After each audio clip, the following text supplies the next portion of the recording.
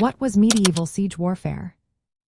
Imagine a city or castle surrounded by armies, with defenders inside trying to hold on while attackers plan their next move.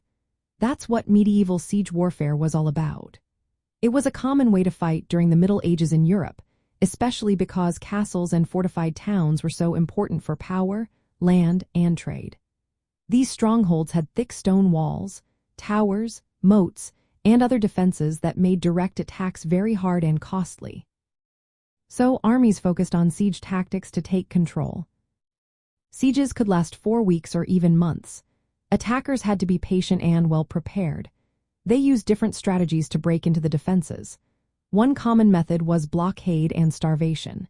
The attackers would surround the fortress, cutting off food, water, and reinforcements. Over time, the defenders would run out of supplies and be forced to surrender. This method was less risky and often less costly than attacking directly. Another tactic was the direct assault. Attackers used siege engines like battering rams to smash gates or walls. They built siege towers, large mobile structures that could be pushed close to the walls so soldiers could climb over. They also used catapults and trebuchets to hurl large stones or fireballs over the defenses, trying to weaken the walls from a distance. Sometimes, attackers dug tunnels beneath the walls in a process called undermining or sapping. They would collapse the walls or create a breach for soldiers to enter. Siege warfare was expensive and dangerous for both sides. Attackers had to keep armies in hostile territory for a long time, which cost a lot of money and resources. Defenders had to ration supplies and repair damage constantly. During the Crusades, European armies learned from Byzantine and Middle Eastern techniques, which led to stronger castles that were harder to attack directly. As a result, siege tactics became even more important.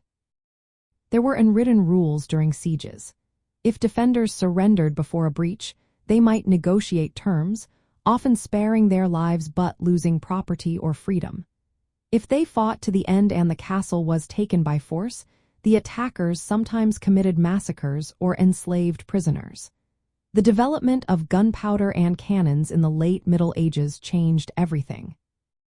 Cannons could break down stone walls faster than traditional siege engines, making castles less useful as defensive structures.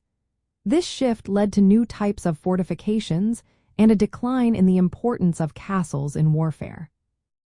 In many major medieval conflicts, sieges decided the outcome. Controlling a fortified city meant controlling the region, its resources, and trade routes. So, siege warfare was a key part of medieval military campaigns, shaping the course of history during that time.